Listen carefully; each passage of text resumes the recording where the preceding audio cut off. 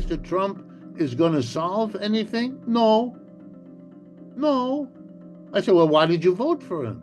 I can't stand the fakers from the Republican and Democratic parties who've been telling me or promising me this, that, and the other, and never delivering. I like to give them the finger, and voting for Trump is how I do that. And I know this is difficult here in the United States for people to hear, but it's the truth. The American empire is declining. The people of Mexico and Canada are now expressing anti-American feelings that you used to associate with other parts of the world. What are the biggest misconceptions about Trump's tariff threats? Karl Marx once joked that the capitalists will sell the rope to the hangman who hangs them because it was profitable to sell the rope. In late January, just days after beginning his second term, Donald Trump issued a threat to Brics member countries, saying that he'll impose 100% tariffs on the bloc if they attempt to replace the US dollar as a reserve currency. Question is, can Brics pose a real threat to the US under Donald Trump? And what is it that we really need to know about Trump's tariff threats and their impact? We're going to be speaking to US economist Richard Wolff, professor of economics emeritus at the University of Massachusetts Amherst. He's also the author of several books, including Understanding Capitalism. And he joins us now from New York. Professor Richard Wolff, thank you so much for taking the time to come on Real Talk. My pleasure. Thank you for inviting me. No, it's a real pleasure, sir. We're going to be talking a lot about economics and Brics and tariffs and kind of delving into this throughout this conversation. But before we do that, Professor, I do want to ask you, since this is a developing thing in the news cycle, and kind of get your thoughts on what's been happening in terms of Trump and Netanyahu and Gaza and all that. Your thoughts on Trump saying that the U.S. wants to take over Gaza. I wanted to kind of ask you about that. Yes. To give you a proper answer requires me to take a couple of minutes here to describe the political strategy of Mr. Trump. And here's what I mean. He emerged out of total political obscurity by doing one thing over and over again, demonstrating to the vast mass of the American working class that he was unlike the political regimes that they had had for the last century. Those were regimes sometimes of the Republican Party, sometimes of the Democratic Party, but the average impact of either one on the lives of the mass of people was marginal. Neither of them was revolutionary in any way. They alternated in government, so if they lost an election, they spent the next few years preparing for the next one, which they typically would win, and then the roles would be reversed and the same thing would happen the other way. They were polite. They developed camaraderie, understanding each other. The rhetoric was mild. The attacks on one another were mild. There was no point in doing that. They could agree on most of what was important, and they knew it. Mr. Trump understood, better than he seems to have understood anything else, that what was the desire of the mass of people was something different from all of that. Because over the last 40 years, and this is so important for audiences around the world to know, we have gone through here in the United States a massive redistribution of wealth from the bottom and the middle to the top. You all know, you the global audience, about our super rich, who are crazy rich, like Elon Musk or Bill Gates or Jeffrey Bezos, people whose wealth is counted in the tens or now the hundreds of billions of dollars. People whose personal wealth is greater than that of many countries in the world. You know, crazy. This is taking us back, for example, to the ancient Egypt of the pharaohs in terms of what some people had and what the mass of people didn't. Mr. Trump filled the vacuum, and he did it in two ways. Number one, he proposed things that your normal Democrat and Republican wouldn't dare because it was outside the consensus. But even more important was the tone in which he did it. His tone was anger, like the mass of people who had lost their wealth. His tone was bitter, the way they feel. His target was the Republican and then the Democratic establishments, which is what people were angry and wanted change from. And he kept saying, look at me, look how I talk, see what I dare do, and vote for me because I'm somehow expressing your bitterness, your anger. What never mattered were the specifics of this or that plan.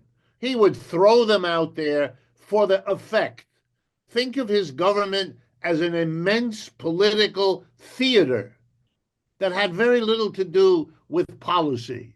If something sounded good, he'd say it. I'll give you an example. He liked to refer to immigrants as an invasion of criminals. The United States is a country built on 200 years of immigration. The native indigenous people here were either killed or sequestered in tiny reservations where they still live under the most extreme poverty. But to refer to them as an invasion of criminals was dramatic, was something that Republicans and Democrats would never have said, whatever they actually did. And so he said, I'm going to stop them. I'm going to build a wall, and I'm going to make Mexico pay for the wall. Now, he said that 8 years ago. Has that wall been built? No. Have the Mexicans paid for it? Not a penny. But by the time people think about that, he is on to the next one and the next one. So he arrives at the crisis in which the Israelis have as we all know, bombed Gaza on a scale that leads people around the world to use terms like mass murder or genocide or all the rest of it. He knows that. How can you miss it? And he knows that the Israelis have failed to destroy Hamas, which they were expected to do but haven't been able to. And he knows how bitter this issue has become all over the world. So he does what he does. He comes in with something nobody else would dare think, let alone say. He's going to take Gaza and make it into a beachfront resort area, which would require removing 1.8 million Gazan citizens, Gazan residents, which is And illegal. may I add, Professor, he's also said that they wouldn't have the right to return if they were to be removed. Right. He recently added what he had forgotten, the right of return. I'm sure Mr. Netanyahu told him how important that issue is inside Israeli politics. He needs the help. So he doesn't mind saying any of those things because look at the attention it got him. He's the naughty boy. He's the one who, wow, what an idea. He loves that. It is important to understand that most of what he does is symbolic, is theatric, is doing the kind of talking that was successful. They want to have people think, oh, how nice you have hotels and amusement parks on the beach of Gaza without understanding what it means to forcibly remove 1.8 million people, which, by the way, when they get to see it, will strengthen the opposition here because of the horror, just as it will if the Israelis resume, as Mr. Netanyahu has threatened, to bomb, I think starting Saturday of this week or something Yes, like the that. ceasefire. Yeah. It's they basically they're warning if Hamas doesn't release all of the hostages, they will, I guess, that it would revoke the ceasefire. Right. And I think you have the same basic idea. The Israelis' policies, as best I can tell from this vantage point here, they really would like to evict the Palestinians from the West Bank and from Gaza. The bombing's ultimate goal is to do that. They thought what they were doing would achieve that goal. They failed. They thought they would, eliminate Hamas. They failed. Uh, but unlike the old adage, if you're sane, you don't keep trying the same method if it doesn't get you a result. They're not being sane. They are proposing to do the same. And the United States, if it's going to forcibly evict Palestinians, is basically following the same policy that Israel did. It didn't work for Israel, and I don't see any reason why it would work for the United States either. And it could certainly provoke a large part of American culture to be unwilling to pay for that, be unwilling to tolerate it, and to be more and more persuaded on the side of the Palestinians. The United States is in trouble around this issue, and they know it. In the UN, there are vote after vote where it's the whole world versus the United States and Israel, or pretty close to that. It's not just the Arab world, it's not just the Muslim world, it really is.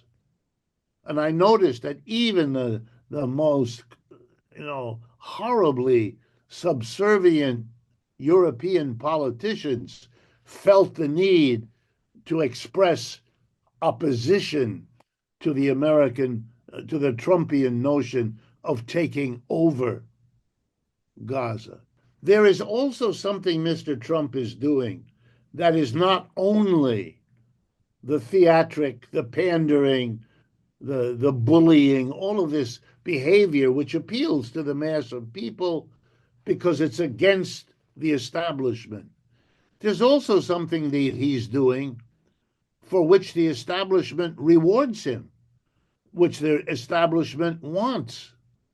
And I know this is difficult here in the United States for people to hear, but it's the truth. The American empire is declining. There's no way out of that. The United States lost the war in Vietnam. It lost the war in Afghanistan. It lost the war in Iraq, and it is in the process of losing the war in Ukraine. An empire that loses wars like this is already in deep trouble. And now the capitalist system of the United States, which in many ways relied on the empire, is weakened because the empire is declining. They don't know how to handle it. The Brics countries, China and its allies, now account for about 60% of the world's people. The United States' population is 4.5% of the world's people. That should stop everyone in their tracks. If you add up the GDP of the Brics countries, and then you add up next to it the GDP of the G7, that's the United States and its major allies, Britain, France, Germany, Canada, and Japan. The total for the Brics countries is now significantly larger than the total for the United States and the G7. the wealth in the world has shifted. The United States is now number two, not number one. The program of sanctioning and tariffs is not working because the other side has options that didn't exist before, because they have become relatively much more powerful and wealthy than they ever were before, singly or together. And now they really are together, constantly working out collective policies. The United States has tried to stop it, hasn't succeeded. The United States has tried to change this, hasn't succeeded. The United States doesn't want to keep losing wars, it hasn't succeeded. These are all symptoms, if you like. These are all signs of a situation that is very serious. And I believe Mr. Trump is in part trying to come up with some offset, something that looks good. Otherwise, you wouldn't be able to understand why he would come up with, I'm going to take back the Panama Canal, or I'm going to take Greenland, or I'm going to make Canada the 51st state, Right. or I'm going to hit Mexico and Canada with 25% tariffs. This is a kind of renewal of colonialism when everywhere else in the world, the movement, excepting Israel, the movement is against colonialism, escaping colonialism or the legacies of colonialism. These are signs of a desperate society, unable and increasingly worried about its declining empire and looking for anything it can do, and it's consuming its own allies. The people of Mexico and Canada are now expressing anti-American feelings that you used to associate with other parts of the world. The United States is in a very difficult place, and they have a theatrically designed bully as their leader. This is not looking good. So, in terms of Brics and in terms of the American empire, we're going to get into that shortly. But before, I just want to ask you about this quote that you wrote in a recent article to kind of get your thoughts on it. So you recently wrote, quote, "For growing numbers of U.S. leaders, the risks and costs of its alliance with Israel are rising faster than the benefits." And then you go on to say, history suggests that Benjamin Netanyahu or his successors will eventually be disconnected from the U.S. Their lost alliance will hasten the end of Israel's settler colonialism. Now, how are you seeing this manifest itself right now? Especially through the prism of what we were talking about in terms of this, U.S. plan to take over Gaza and whatnot. Yeah, I think what you're seeing is right below the surface, because it remains for the establishment and for Mr. Trump. Here's an area where he is, so far anyway, mimicking Joe Biden. Normally, he denounces Biden and makes a point of, I'm different, blah, blah, blah. But here he is doing Biden. He's doing... You're talking about U.S.-Israel policy. Yes, on that policy, to talk about all hell will break loose Saturday if they don't return the hostages, et cetera, et cetera, et cetera. He's just doing it. Why? Well, I would argue because a growing number of American people are either siding with the Palestinians or wanting the United States to get out of there and not to be ending up blamed, as it already is, for what Israel does. The only people who seriously argue otherwise are the people who believe that the United States needs to have an agent on the ground in the Middle East in order to safeguard the access of the West to the oil. Those people will only abandon Israel when a politician here comes up with an alternative guarantee of Western interests in the Middle East. If another Arab country of some size were to offer itself to do that for the United States, I think that would be the greatest threat Israel would have ever seen. But we haven't seen any evidence of that, Professor. I mean, we haven't seen anything that would, at least as of right now, that and in light of what's been called a genocide since 23, we haven't seen anything that would prove that the U.S. is ready to change its policy on Israel, despite the protests, despite the changing tides of opinion, especially among the young population. There's not really any. It doesn't seem that there is proof that the successive American governments are ready to change their Israel policy. No, they're not ready yet. For that to become ready, they'd have to see an alternative. They'd have to see Mr. Trump embracing some Arab leader, some Arab country that would enter into some sort of relationship with the United States that replaces what they get from Israel. They don't have that yet. But that's not what I said in the quote. What is happening is that the cost of supporting Israel is rising, and that there's no corresponding rise in the benefit. There's just a rise in the cost. That's very, very dangerous. Mr. Netanyahu knows all of this. He has desperately tried to get the United States more involved, beyond providing them with the money and the weapons. He couldn't get that from Biden. He wanted it, wasn't for lack of support, but the United States calculated costs and benefits and said, no, this is as far as we will go. Mr. Trump, who doesn't, again, I remind you, he doesn't, and his advisors, they are busy doing what's necessary for domestic politics, where they're good at this sort of theatric.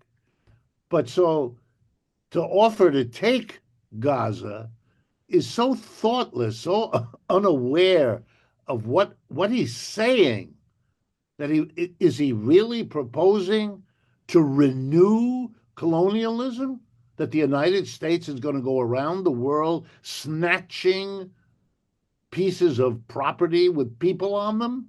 Well, apparently, he's going to try that. It's naughty. Nobody else dares say it, but is a reflection that things are not going well. He doesn't want to be in the position of having to dump Israel, even if it's in favor of another Arab country that they imagine they can control.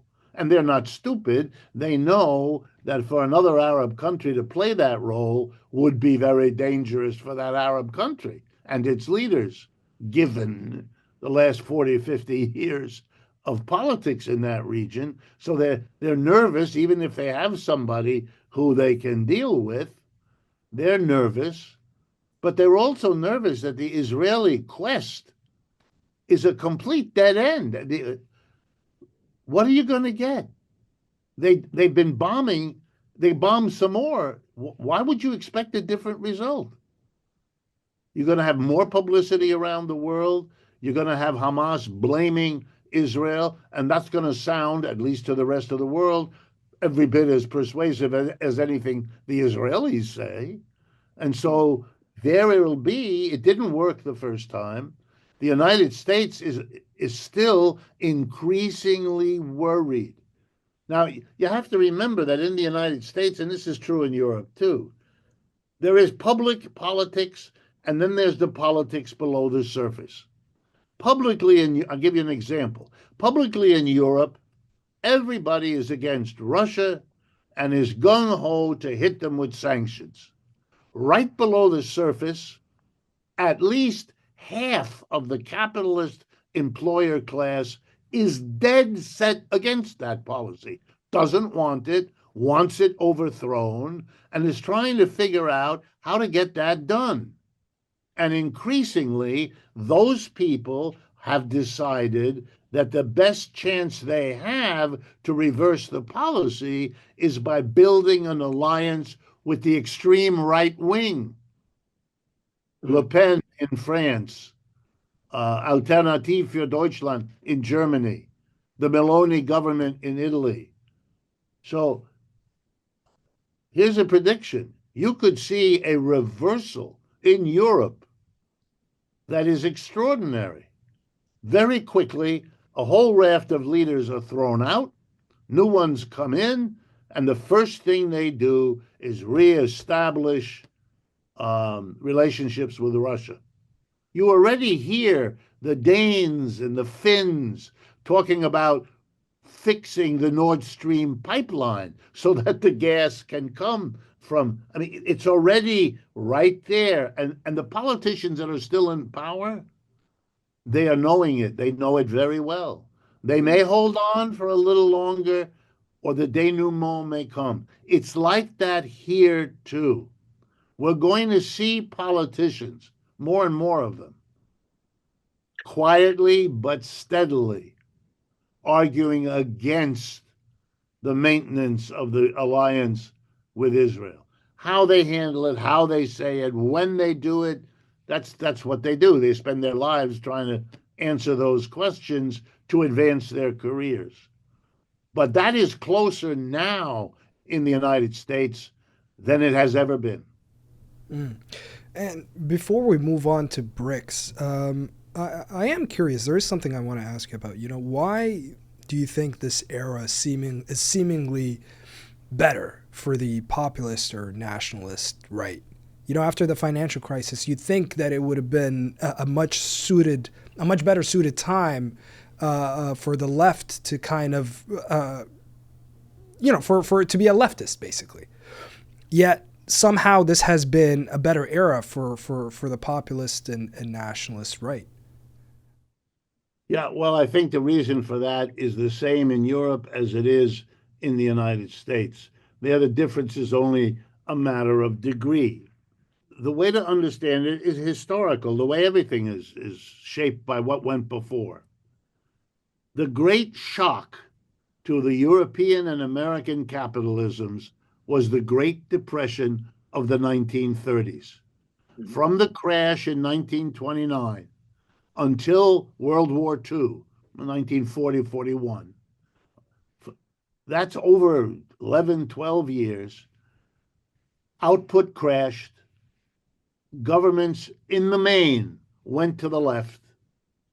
The Popular Front in France, the Roosevelt administration in the United States, and so on. So capitalists were shocked in a way that nothing else has shocked them. On the one hand, their system collapsed. And on the other hand, the mass of the working class abandoned them in the horror of what the Great Depression meant. I mean, here in the United States, we had an alliance between a surging labor movement, totally dominated by the left, and two socialist parties and a communist party, and they were all in alliance with one another and very strong. At the same time that the capitalism they opposed was very weak. And so things could be done and achieved that shocked the capitalist class. Very quick, number one, Social Security. We never had that in the United States before. You get a check every month once you're 65 years of age in honor of a work that you've done all your life. We had the first minimum wage in the country's history. We never had a pension system before. We developed unemployment compensation. You get a check every week for a year or so while you look for another job. Those things were not only not in place, they were unthinkable. 15 million unemployed people were hired. And all of what I'm telling you is between 1933 and 1940. So a period of 6 or 7 years transformed the United States into a genuine social democratic welfare state. Let me drive it home. The entire history of the United States since 1945, that's 80 years, long time, has been devoted above all, single-mindedly, to reverse what happened in the 1930s, to undo the so-called New Deal, which was the name we gave to what was done in the 1930s. The first step, destroy the New Deal coalition, the unions, the socialists, and the communists. You turn the Communist Party from the most militant leader of the workers, which it was, to an agent of the Soviet Union, which you could then destroy. And as soon as you were done with that, you destroyed the two socialist parties, as Americans were taught that socialism is the same as communism, they just spell it differently. And then you destroyed the labor movement, which represented nearly 40% of workers in the 1950s and represents 11 or 12% of the workers in this country now. So, in the course of that, you taught the American people that the acceptable politics was in the middle. The right was allowed because it reaffirmed the core notion that capitalism is the best thing since sliced bread. The one thing that Americans were taught from the elementary school through to their dying day was that the left is evil, bad, foreign, dangerous, and dictatorial. Okay, what happens then? You've created the situation that if and when the mass of people lose confidence in the vital center, where are they going to go? Answer, they're going to go to the right, because for them, that's the alternative. We've lived in a culture that says the only acceptable politics is either the center or the right. And the right was laughed at and dismissed and joked about, but it was allowed. It was understood. They went too far in championing capitalism. They became, I don't know, libertarians, things like that. But those were understandable, interesting, whereas Marxism, off the chapter, off the page. And I say that to you because I was born in the United States. I've lived all my life here. I've worked in the university where I watched this process unfold. On the other hand, because the crisis of capitalism is now serious and reinforced by the decline of the empire, we have an opening of our political universe far beyond anything I thought I would see in my lifetime. It's not just Trump and the right. Absolutely, they are the place that people disaffected from the center, it's the first because it's the safest place to go. But the left is also strong in the United States. And as the right wing under Trump fails, as I'm clear it will, to do anything about the basic problems, fail to stop the decline of the empire, fail to revive American capitalism, that train has left the station. And as people understand that slowly, then we will see how strong the left is. When people say, okay, the middle is not bearable, the right wing promised but didn't deliver, now it's the left wing's turn. And there will be politicians who see the opportunity. You could already see it if you understood that when Bernie Sanders announced that he was running back in 2016, the party leaders said he'd be lucky to get 1% of the vote. They said it again in 2020. The truth of it is, he did much, much better than that. He was a real contender, even though he was a leftist and did not run away from the label socialist. This should have been a real wake-up call. But here in America, the politics is so skewed to the right that they pretend that it didn't happen, even though after 60, 70 years of relentless anti-left propaganda, that a candidate could say, yes, I'm a socialist, and millions of people voted for him. Wow, that's a real test, because you had to overcome a lot as an American citizen. You either had to forget a lot or disagree with a lot of what you have been told since your birth to vote for a socialist.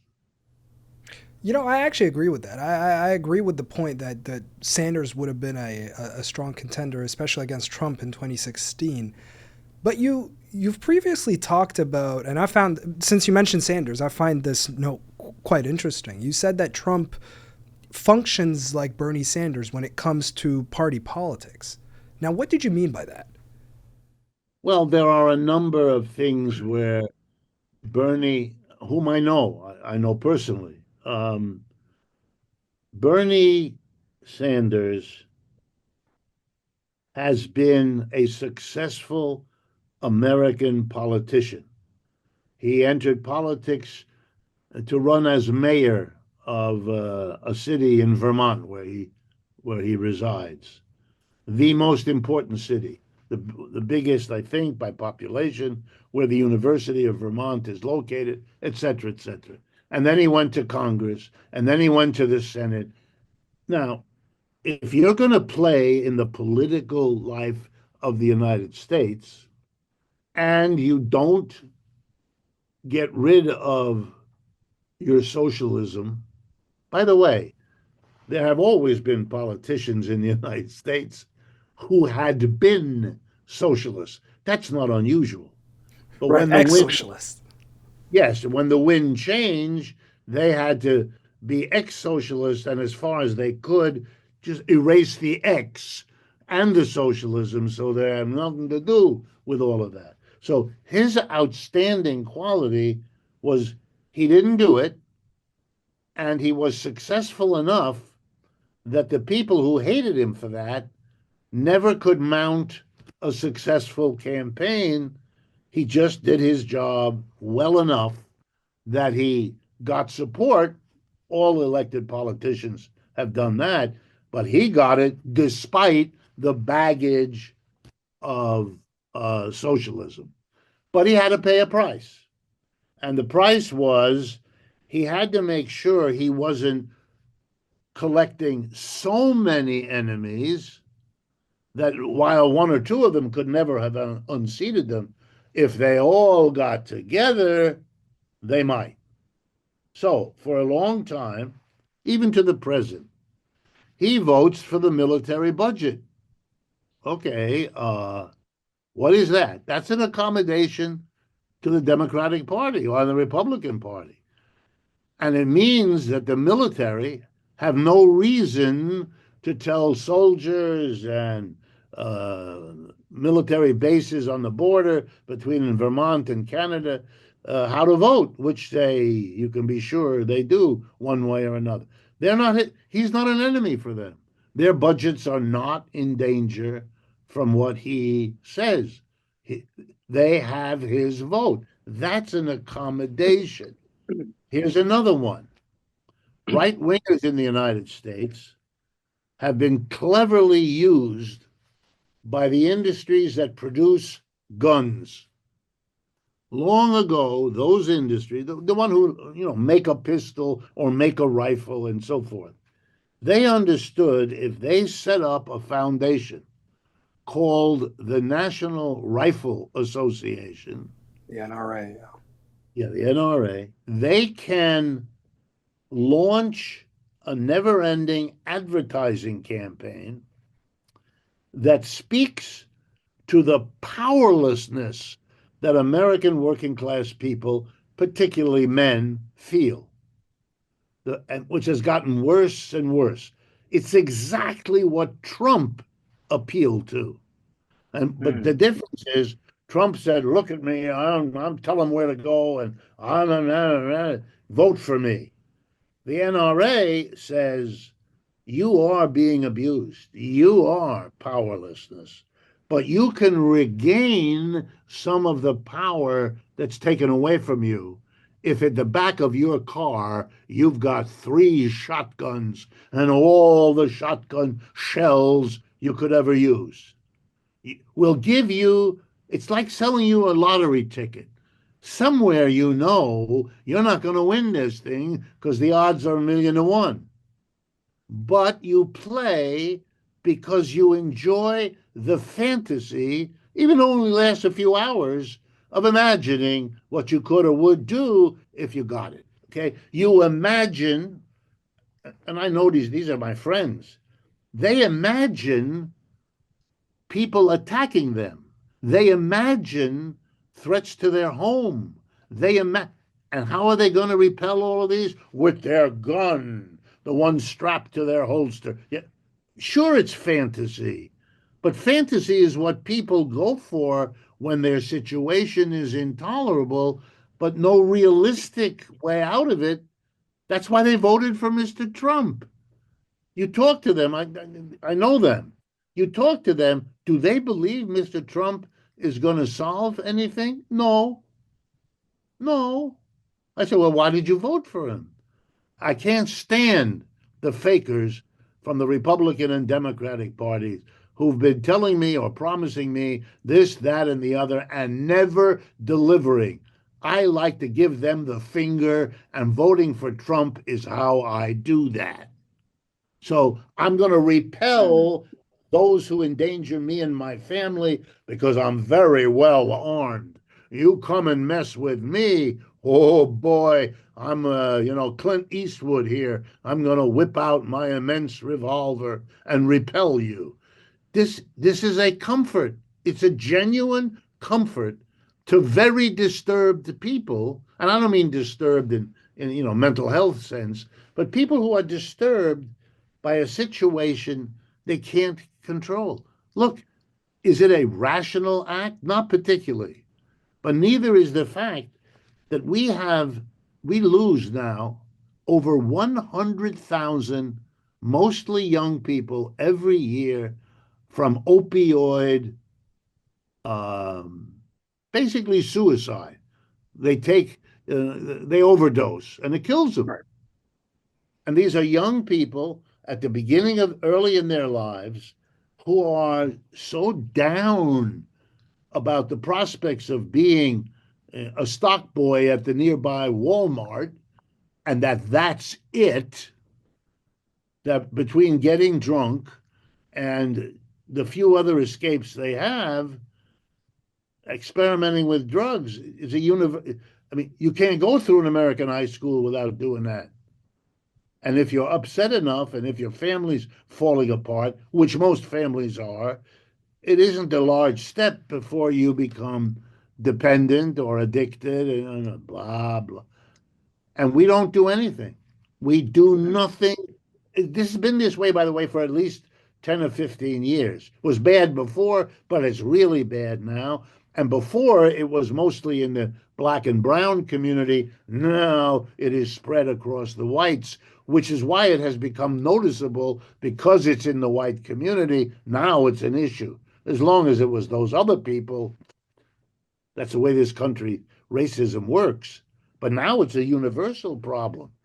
And all we can see is Mr. Trump doing what's necessary, blaming Mexico and Canada because they allow some of those fentanyl-based drugs to come across the border. Do they? Yes. Is that the solution to the problem? Of course not. As the leader But of Trump Mexico, supporters, Professor, Trump supporters will say that his tariff threats worked in terms of getting Canada and Mexico to agree to, blocking the illegal immigration and fentanyl from crossing into the country. well, yeah, they probably do think that.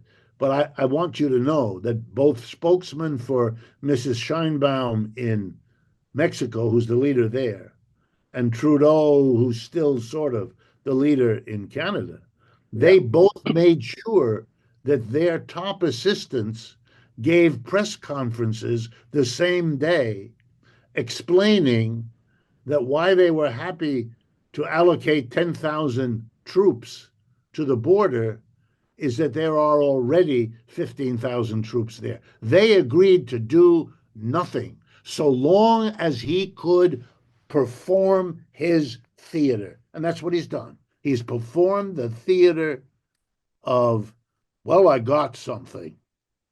He got next to nothing, because one thing is clear, that over the years, as more and more military type barriers were created, did it stop the migration? Not at all. Did it stop the flow of drugs into the country? Not at all. This is silly. It didn't do that. The ups and downs of migration have been there, but they don't bear any correlation to the theatrics. Every president has to say it, and they do. And every president has to say, I'm going to do this, and they do. And it makes no difference at all. Let me give you another example. For the last 12 presidents, I keep track of this. The last 12 presidents, every single one has said, I'm going to bring manufacturing back into the United States. Every president has said it. None of them achieved it. And Mr. Trump won't either. And since we're on the topic of tariffs, Professor, obviously it's been several news cycles where everyone's kind of talking about Trump and his trade wars and his tariff threats. But, you know, before we even try to break it down, what are the biggest misconceptions about Trump's tariff threats? As an economics professor, which is what I've been all my life, I have had occasion to teach what are called trade economics or international trade. And if you teach that course to undergraduates, or for that matter, to graduate students, you will quickly discover that tariffs have been used on and off for centuries. There's nothing new about a tariff at all. In every course on these subjects, there's a whole section of the book, a whole section of shelves in the library full of articles and books analyzing tariffs from a theoretical point of view, but also empirical, studying when this tariff was levied in this country on these products, what happened? Do we have a reasonable sense of what they can do? And the answer is yes. And the reasonable sense is that sometimes they seem to work, and other times they don't. And even when they seem to work, it's never quite clear whether it was the tariff that had this nice result or something else that was going on at the same time that made that happen. Bottom line, to imagine that tariffs are some magic bullet that will solve our problems can only be uttered by someone totally unaware of this literature, which we require students who major in economics to know. If a student wrote what Trump says, that student would flunk any course. It's childish what he doesn't. They would flunk. They would flunk. This is, and now let me explain, because it's really quite easy to do. One of the assumptions given by Mr. Trump as a justification is the following, and his advisors say this even more than he does. During his first presidency, the overwhelmingly most important act that was accomplished was the Tax Reduction Act of December 2017. It was one of the largest tax cuts in the United States. It particularly helped corporations and rich individuals. Those tax cuts came at the end of what I mentioned earlier, a period of redistribution of wealth from the bottom and the middle to the top. In other words, what Mr. Trump achieved was giving a tremendous tax cut to the people who needed it least, because they had just come off of 40 years of redistribution of wealth into their hands. A stunningly obtuse achievement. I'm being as nice as I can. In the law that was written in 2017, all of these lovely tax cuts expire in the year 2025, this year. So Mr. Trump is devoted to continuing them. Yes. Because if he didn't, the people who funded him would be getting a tax increase because the tax cut expires. That would be big for them. They don't want that. And he secured their support by promising he would make a priority. Well, if that's the case, then the government can't get that revenue. And the government is already running huge deficits in excess of $1 trillion a year in this country. And our national debt is now about 130% of our annual, which is dangerous territory and is something the whole world knows. Whoop.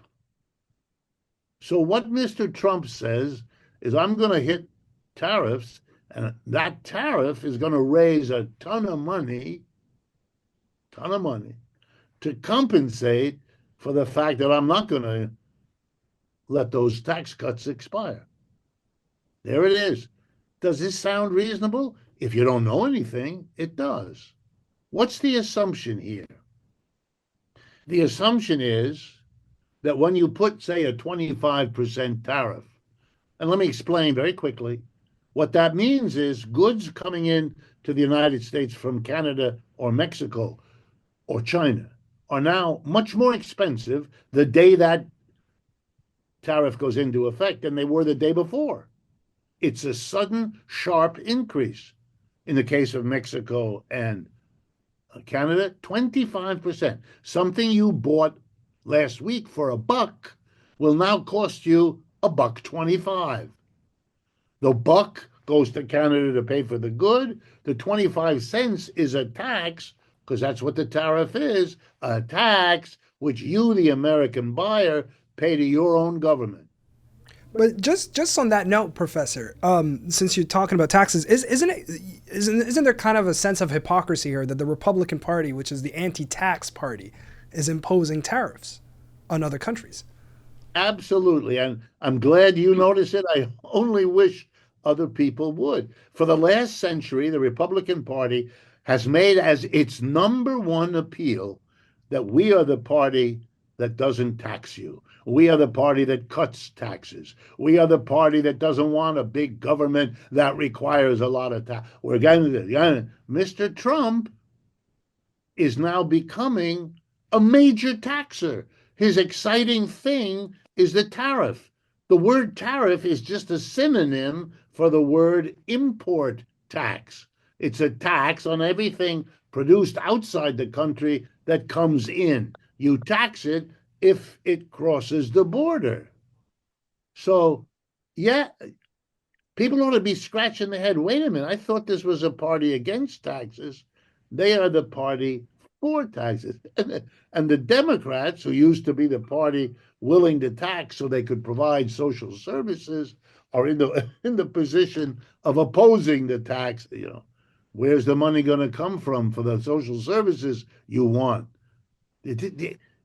Things are crazy, and I want to keep going back. They're not crazy because Americans are stupid. They're no more or less stupid than anybody else, or venal, or none of it. It's because their economy is declining and their empire is disappearing, and they have real competitors. The United States has never had an economic competitor in the last century. No one should make a mistake about Russia. Russia was never an economic competitor of the United States, never came close. Let me give you the statistic right now. The GDP, remember the gross domestic product, a measure of the total output of goods and services in one calendar year. The GDP of the United States in 2024 was somewhere between 25 and 28 trillion dollars. The GDP of Russia last year, same time, was somewhere between $2 and $3 trillion. You understand? Nowhere near close. This is this is not a competitor. It can't be. The GDP of China is about 18 or 20 trillion. Now we're talking. That's a competitor. Russia? No, no, no. Russia has nuclear weapons. Very important. Russia's a huge, rich country in raw materials. Very important. And Russia has political power, also very important. And Russia has a damn good military, as we are learning. But economically, no, no, no contest. Only in the Cold War mentality of the United States was the Russian menace made into something economic, political. But that's propaganda. That's Cold War propaganda. It has nothing to do with the reality. All right, back to the tariffs. The second rationale, besides this notion that it'll raise money, and let me finish why that's silly. Americans, if they have to suddenly pay $1.25 for what they used to get from Mexico or Canada for $1, millions of those Americans are not going to buy the Canadian good that now costs $1.25. Why?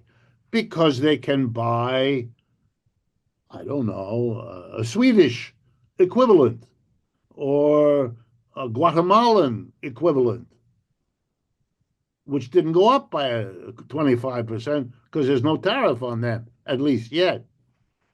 So my guess, and most economists would say, an awful lot of goods that used to be sold in the United States won't be because the price went up due to the tariff. So people in America switched their buying from a tariff item to a non-tariff item. I mean, this is not brain science. But if they do that, then those goods that used to come across the border won't come anymore. And therefore, nobody is going to pay the tariff. They're going to solve the problem of the tariff by evading it. So the promise that it's going to make a lot of money is a promise made by a person who cannot know that because nobody can. Absolutely nobody knows. And now let me add some things. You have made the Canadian people very angry at the way their government and their people, he keeps talking about them being the 51st state. Well, they're not going to do business with the United States. They're going to wonder, what are they going to do next? Hype the tariff again? I don't want to be dependent on the United States as a market. I'm going to do my business somewhere else. One of the most important things Canada sells to the United States is oil and gas. Well, you know who else in the world wants to buy oil and gas wherever they can find it? The Chinese. And all the Canadians need to do is offload it in Vancouver, which is Canada, and take it across the Pacific, and they get to China. That's where it's going to go. The Chinese will pay for it, and the Canadians will say, since the Chinese have never threatened a tariff, the Chinese have never suggested Canada become a province of their country, that's a safer bet. Very dangerous what Mr. Trump is doing. Very. But just on that note, Professor, because yes, there are with the tariff threats, with the tariff war, or the Trump's tariffs, there's two arguments that emerge here. The one that you just mentioned, the fact that that this could end up with the U.S. pushing its allies like the EU, like Canada, to strengthen their ties with China, which also could make Brics much more influential. But alternatively, there's also the other argument where, that this could help Trump in succeeding in slowing down China's export strategy and therefore reinforcing the U.S.'s position as a global power. I mean, I can kind of guess which scenario you agree with, but what do you think of both of these arguments? Well, China has for some years now reduced its exports to the United States because it has been devoted to improving the diversity of its export markets, precisely to undercut any effort by the United States government to weaponize its trading position. So what you just said might have been true 10 years ago, much less the case now. China has been trying to reorganize its exports so that they go to its fellow Brics countries and not to the United States or its major allies. And they've been very successful in doing that. They're going to continue to do that. And if Mr. Trump puts tariffs, well, they'll have to do it faster, which they have. Look, they've been doing this now for almost 20 years. It was 20 years ago that you began to get, under Obama and even under Bush, the recognition that China is the competitor, China is the adversary, China is growing faster. I like to remind people, for the last 30 years, the average annual rate of growth of the American GDP has been about 2.5 to 3% per year. Over that same period, the average growth in the GDP of the People's Republic of China has been 6 to 9%. That's why the Chinese are what they are now. If you can keep up a differential like that for 30 years, the gap between any two countries disappears. Over most of that time, the United States had one or another policy in effect to try to slow down the Chinese and to speed up the Americans, because they saw that in their national interest, Republicans and Democrats alike. It did not work. And their decision now to hype it up more by adding tariff war and trade war, I don't see, I mean, it makes no sense to me. The Brics are too big. They can all trade with one another. They can kiss the United States goodbye. That's how the disparate. It's almost as if I were crude in my humor, I'd say the United States is now rushing, but it's too little and it's too late. You waited too long. So much, and here's the irony, which you will enjoy, and I hope your audience does. So eager were the Western capitalist enterprises to make a profit killing off of going to China because the wages were so much lower, because China had the fastest growing market. And every entrepreneur who's ever gone to business school, where I have taught in my life, was taught in my classes, like the classes of my colleagues, if you want to succeed in business, you go to where the wages are low and the market is growing. For the last 20 years, China has been the number one country where those things were true. And so the capitalists went there and helped build the Chinese economy, which they now recognize is an enormous danger for them. Karl Marx once joked that the capitalists will sell the rope to the hangman who hangs them, because it was profitable to sell the rope. Let me turn for a moment now to tariffs and their other justification. You've already touched on it, but I want to deal with it. The Sure. idea here is, if you put a tariff, it means, let me give you an example.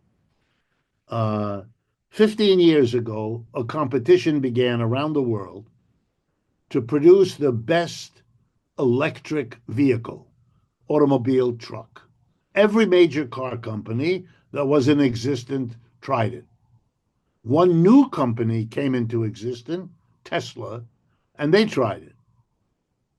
The first one was Tesla. And so for a while, they had a monopoly, and Mr. Musk became the richest person on this planet.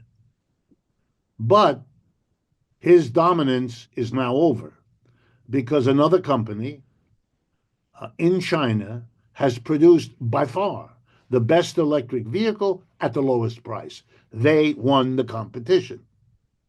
They're called the BYD, three initials. B is in boy, Y is in yellow, D is in dog. So the BYD Corporation produces the best electric vehicle at the lowest price.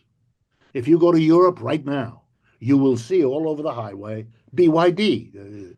They're very successful. If you travel the United States, you won't see a single one. What is going on? Answer. The United States, under Mr. Trump, put a 25 or 27% tariff against electric vehicles from China. And Mr. Biden raised it to 100%, which means if you're an American and you want to buy one of these electric vehicles, you'll have to come up with $30,000 because that's all it costs to get this best vehicle from China. That's all they need 30 grand.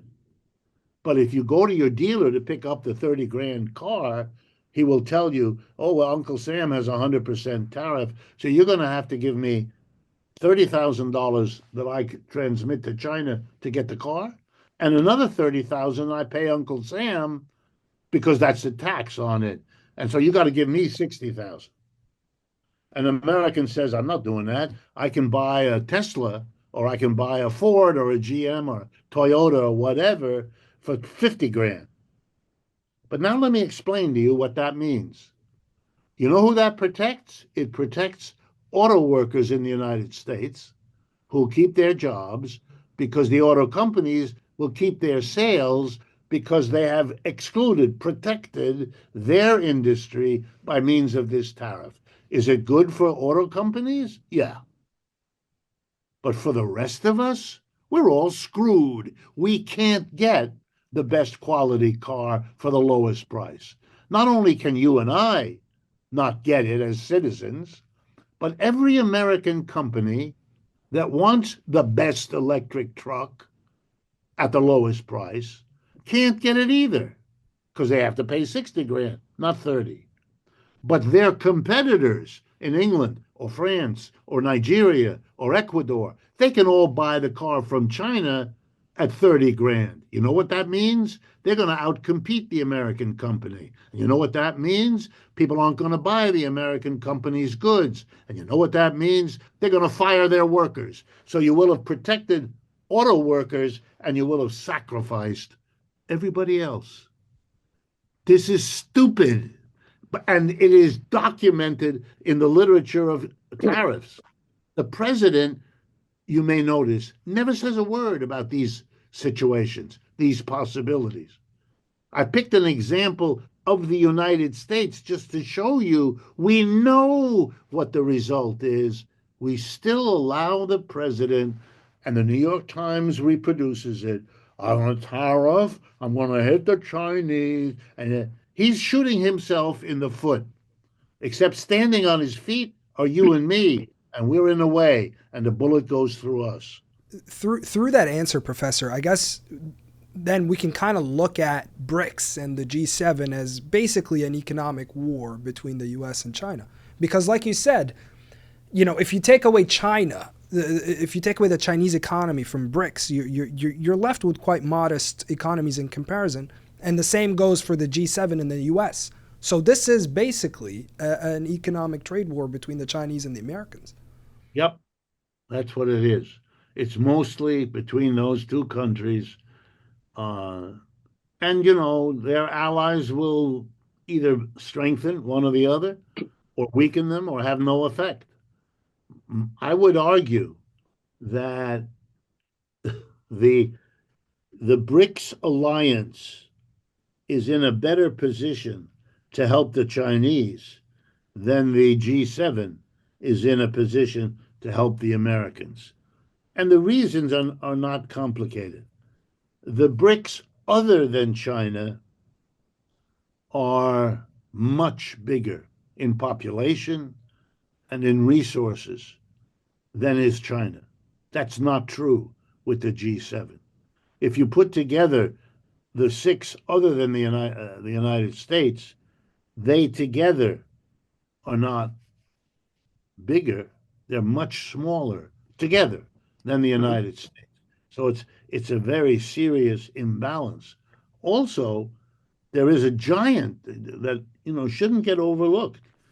There's a giant in the room, and that giant is India, whose population is now larger than that of China, not by much, but recently the Indian population grew relative to the Chinese. So this is an enormous country. I mean, But China's GDP is at least 3 times bigger than the Indians. yeah, much bigger, much bigger. But the differences in GDP are narrowing. They're narrowing, and that's because of the growth. Look, let me give you the numbers for 2024, the year literally just over. According to the International Monetary Fund, the United States economy grew about 2.7, 2.8%. Every one of the other G7s grew at less than that. So the United States, compared to the rest of the G7, looks good.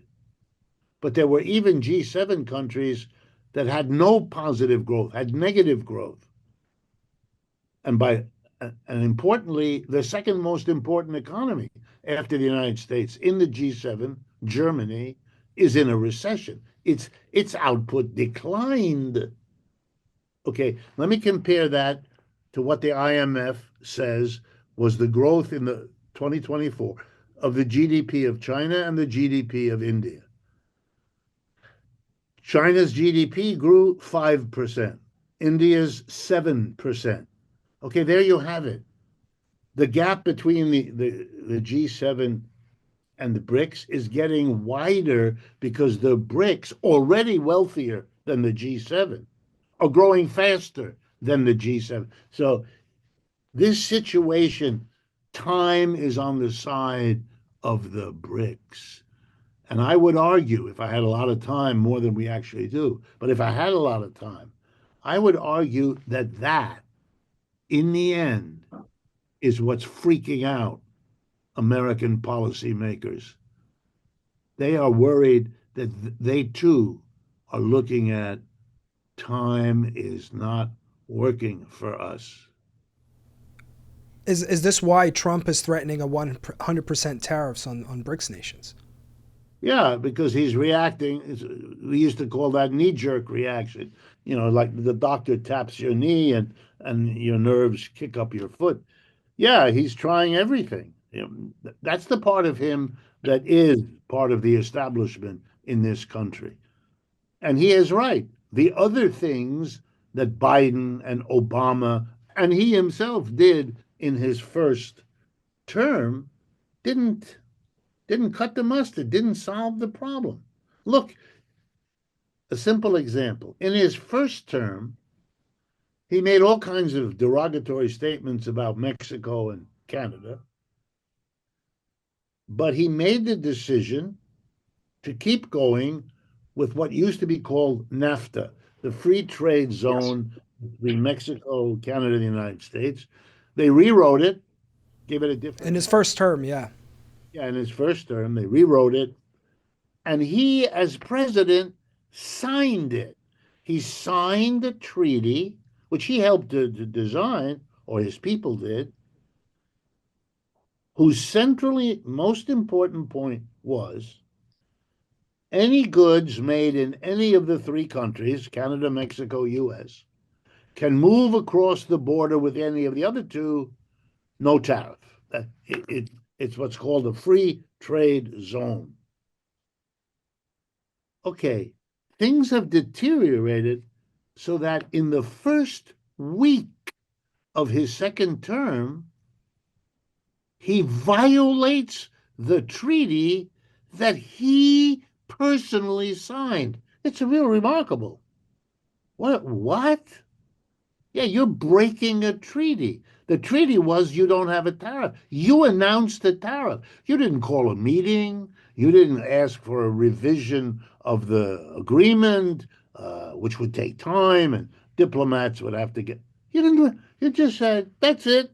We're not abiding by this treaty. It isn't convenient for us. The reason you make treaties is to allow people to make reasonable decisions based on that. Every major car company, since then, since NAFTA, have opened factories in Mexico to produce the cars there, paying workers very little, and then ship them across the border into the United States where you can charge big bucks for those cars. That's why the auto companies made a profit. You're saying to the automobile companies, we're in such distress that we are going to screw you to the wall. You made an investment, it's worthless now. Mm-hmm. And you have to take it. You have to lose out. You have to move your factory. These are very expensive things. And here's the biggest risk for you at all, and which is why these tariffs don't work. Companies are not going to move from one corner of the planet to another. That is very expensive. That is very time consuming. You disrupt all kinds of supply chain. They don't do.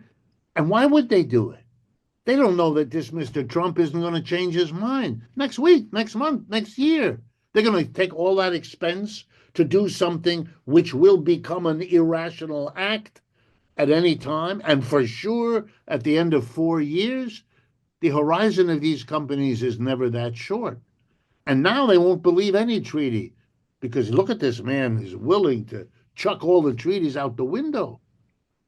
Now his mass base may say, "Oh, he's tough." Yeah, but the people who count on how the economy works, they're looking at this.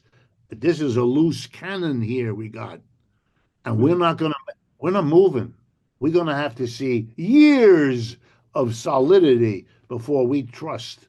We're not doing that. But on the other side of things, Professor, I mean, let me put to you one of the biggest criticism of Brics. Brics is being portrayed as it's, an anti-imperial bloc or an anti-imperial force that's going to be challenging the U.S.-led global order. But, how do we reconcile with the fact that it operates within the existing global structures, right? Like, there's an argument that I'm sure you've heard that it's a sub-imperial group instead of anti-imperial. And that it's, how can it be anti-imperial if it's integrated into global capitalism led by the U.S. instead of actually opposing it? No, but I always wonder, why is this posed as an either or? The idea that you could have 22 countries coming out of a global capitalist system who would somehow, by dint of I don't know what, become an anti-imperialist force without participating. I mean, I don't understand it. Of course, they're going to have both. They're going to have pro-imperialist, accommodating imperialism, and opposing it. But the importance is you now have a big block of countries together fashioning an alternative to the hegemon. That is an incredible achievement. And it's not relying particularly on this or that idea or ideology. The struggle for socialism or anything else you might put into the equation will now have to take place in a radically altered world. Mm. That has already been true. Socialists exist now I'll take an example, in China, who look at China and say something like this: the organization of production in China, of the factory, the office, the store, is capitalist. Why? Because you got a small group of people who are the owners, the directors, and a mass of people who sell their labor power to that group, who then makes all the key decisions: what to produce, how to produce, where to produce, and what to do with the product. That's not socialism, that's capitalism. True, half of the industries in China, the state operates, but state capitalism isn't socialism. For it to be socialism, we have to collectivize the enterprise. We have to make it democratic. One person, one vote. We all of us who work at this workplace decide collectively by democratic vote what to produce, how to produce, where to produce, and what to do with the product. That is what I understand as socialism. Therefore, I support China because it's breaking away, because it's challenging, even because it calls itself socialism with Chinese characteristics. On the other hand, I have to be critical of China because I don't think it has made the breakthroughs that still remain to be made. But it's not either or. You can understand China as a progressive force because it opens a space. You know, it used to be, my specialty was Africa. Used to be when an African country needed help, build a railroad, build schools, develop a national health program, they would send their ambassadors to London or Paris or Rome or Washington. Now they still do that, but they send the same team next week to Beijing and New Delhi and maybe Sao Paulo. Wow. And you know what they do? They play them against each other. They say to the Americans, the Chinese are ready to build us a railroad for X dollars. What are you prepared to do? And we tell you right out front, you don't do better than that, we're going with the Chinese. Okay, that never existed. This is a new phenomena.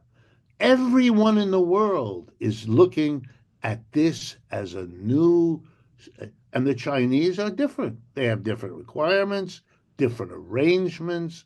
They're more likely to support doing things the way they do.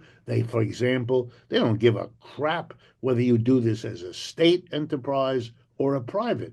They're a hybrid economy. They have about 50-50. And so whereas the United States has a conniption if you talk about a state authority. The ideology here is as thick as mud, and you got to deal with that. All of this opens an enormous space. But is it a socialist?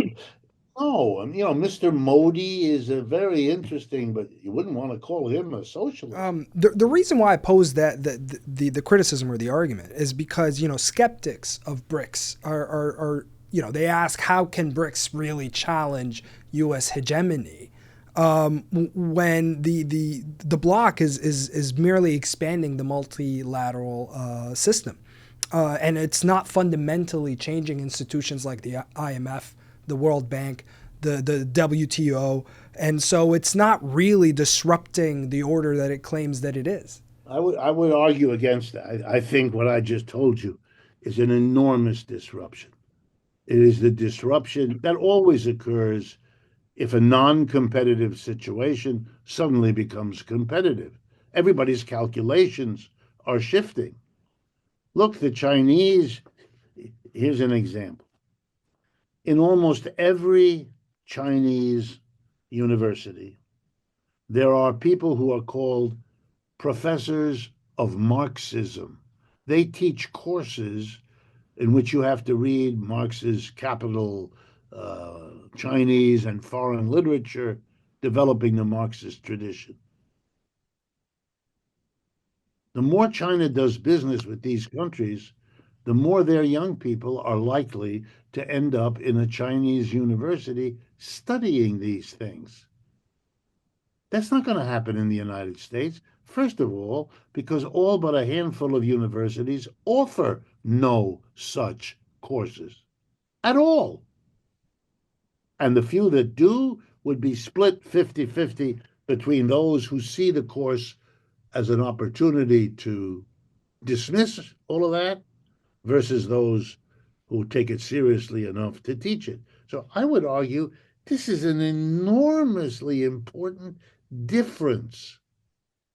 And I would go on and on in many other ways talking about the difference. I would argue that there are many things that state capitalism can achieve that private capitalism can't. The Chinese do not argue against state capitalism. They don't make their loans conditional on it being private or state. The flexibility the borrower then has in how to manage this means they can work with combinations, hybrids that the West doesn't tolerate. Right. It sees those as evil, as dangerous, as, in the language of economics, inefficient. They aren't any of those things. The Chinese growth miracle, which is what it is based on an economy that is 50% state, 50% private, with an overarching government controlled by a communist party. That's a very different setup from the United States. If we were not ideologically foreclosed, we here in the United States, we'd be organizing seminars and conferences to explain this. What does it mean that they have been able to grow? Is it because they have a 50-50? Have we made a mistake by not doing? There is no such event. In order for that to happen in the United States, I'd have to organize it. That's how bad it still is. That's, by the way, why we're losing, because we are hamstrung by our ideology. But I'm not going to argue that everything about the Brics is a revolutionary breakthrough. Absolutely not. By the way, I don't think I'm no expert, but I don't think the Chinese would do that either. They're very modest. Socialism with Chinese characteristics. Okay, that's a kind of a muddy concoction right off the bat.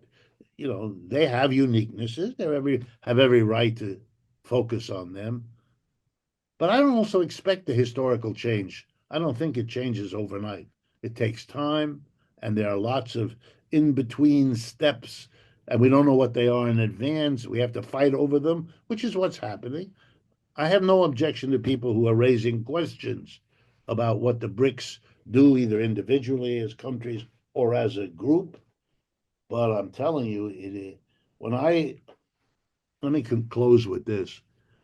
When I opened the newspaper about 3 weeks ago, a European newspaper, by the way, and I read in there that the country of Indonesia just joined the Brics, which it did about 3 weeks ago.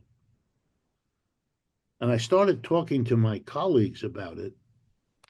I quickly realized, which I should have expected, that they had no idea what Indonesia was. I had to explain to them. The population of this country you know nothing about is 280 million people. That's not much smaller than the United States, which has 330. So this is an enormous event. This huge country spanning, I think it's about 18,000 islands, has just decided to join the Brics. Now, is there an analytic in the newspaper about it? Not one. Did the Wall Street Journal flag it? Not at all. Do my colleagues think about it? Not at all. That's already you've lost. That I have to say this means you've lost. I'm aware of the time here, Professor. I know you have to go, but I just want to close with this very quickly, if I may. Given, everything we just discussed and your views, I found this quite interesting. I heard you tell a story of how New York hedge funds approaching you for conversations. So I find that very interesting, given your views and given that you are a Marxist economist. So what is that story? Very quickly, I know you got to go. That story is really very simple, and I take my hat off to these people. That was the first question. I said, I'm happy to come. I'm happy to give you a little talk about how I see things and answer questions. I'm happy. I'm a teacher. That's what I do. So I went there, very elegant, top of a skyscraper in downtown Manhattan. I said, but I'm going to ask you a question first. So consider that my my right because I'm here to help you. Sure, they were very gracious. So I said, why the hell did you invite me? What is this? I mean, I said it nicely, but that's basically what I asked. And they smiled and they said, look, we have whatever the number was, 47 analysts on these 3 floors of this skyscraper. And we bring in guests all the time, like you. But they're overwhelmingly people who know and love capitalism. And we said to ourselves, we don't have the perspective of somebody who doesn't. And that's stupid on our part because you see it differently. We need to look at how you see it and figure out what's useful for us in your perspective. And I was the head of it, Big Shot, said that. So I looked at him and I said, here's the sad thing. I understand what you say. It makes perfect sense to me. I'm glad to do my thing today. But what you said, no economics department in the United States university system has done or would do. Wow. In that way, the business community, which doesn't have to prove its bona fides ideologically because it's a corporation making profit, is able to do things which the university that's supposed to be balanced and open-minded, where different perspectives can, they can't do it. You can do it. You don't have to. That's not what you're here for. Nobody requires it of you. They boast about what they can't do. You don't boast about what you are in fact doing. I'm ashamed of the university. And by the way, I really mean that. I think 10 or 15 years from now, there will be articles and books written asking the question, what the hell happened to the American university? Because, before World War II, before the Cold War, American universities were full of people who questioned capitalism, who had a whole variety of ways of disagree, and they were accepted as reasonable. They were given university positions, etc. Nobody thought it was inappropriate. Nobody looked at these people as if they were agents of a foreign power, which they weren't. It's sad. And you know something? It's part of what this country lacks, and it hurts them. If you don't criticize a system, it rots. Here in America, we criticize the transportation system, the school system, the health system, all of that. And that's good. There should be debate. People who find flaws will enable us to try at least to correct them. But if you exclude the critics, then who's going to point out the flaws? They're not going to be there. And even if you do, you've not allowed the people who really run with that ball to make their case. You can always decide not to follow, not to agree, but you're so scared, because that's what it is, fear. You're so scared that you won't allow them to speak. I give talks because I went to the elite schools in this country. I went to Harvard and Stanford and Yale. It's like a joke. I get invited because of the pedigree. This is the way the country works. So I go into a room, I make a presentation. They asked me questions that come out of conventional economics, neoclassical, Keynesian, that kind of economics. I know all that. I've had to learn it. I've had to teach it. Then I give them an answer from the Marxian approach. I get 6 sentences into it, and they stop me. They don't know what surplus value is. They don't know what contradiction means. They because they were so scared, they never learned it. These are perfectly smart people. They could understand it, They could think about it critically, but they didn't. They can't be critical. They have no idea what it is.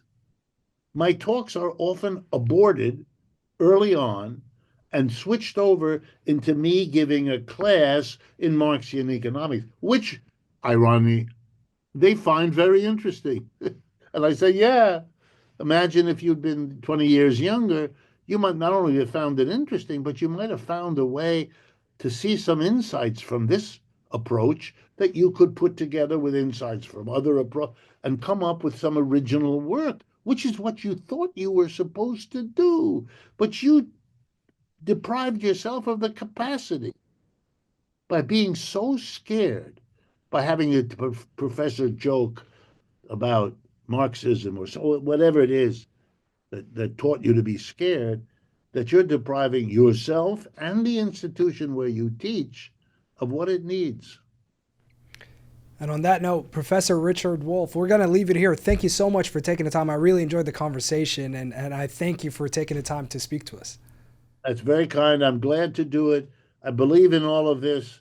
I'm a teacher after all, and I've always loved it. I've been happy that I made that choice. So thank you. And if you want to do it or continue it at some time in the future, just let me know. Absolutely, Professor. Thank you so much, and have a great day. You too. Take care, Professor.